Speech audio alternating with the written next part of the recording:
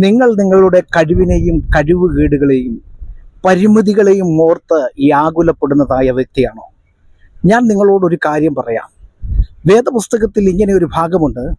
ഒരിക്കൽ 4 കുഷ്ഠരോഗികൾ അവർ തമ്മിൽ പറഞ്ഞു, നാം ഇവിടെ ഇരുന്നാലും മരിക്കും, നാം അവിടെ പോയാലും മരിക്കും, എന്തായാലും ജീവിതത്തിൽ മരണത്തെ ഫേസ് ചെയ്യേണ്ട അവർ തയ്യാറാണ്.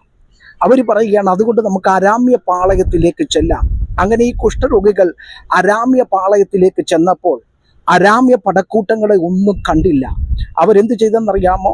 അവർ അവിടുന്ന് തിന്നുകയും കുടിക്കുകയും ചെയ്തിട്ട് ആ അരാമ്യ പാളയം കൊള്ളയടിക്കുവാൻ ഇസ്രയേലിനെ സഹായിക്കുവാനായിട്ടിടയായി തീർന്നു.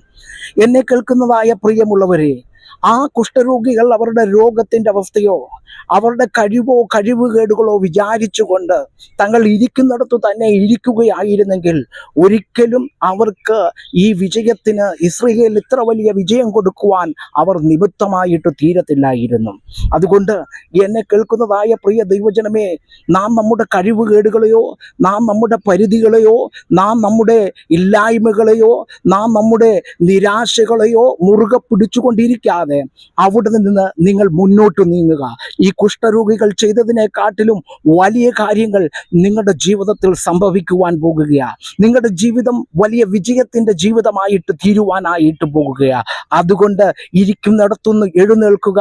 മരണമുണ്ട്, അത് നിശ്ചയമാണ്. എന്നാൽ മരണത്തിന് മുമ്പ് ദൈവത്തിന് വേണ്ടി ചിലത് ചെയ്തെടുക്കുന്നവരായി തീരുവാൻ ദൈവം നിങ്ങളെ സഹായിക്കുമാറാകട്ടെ.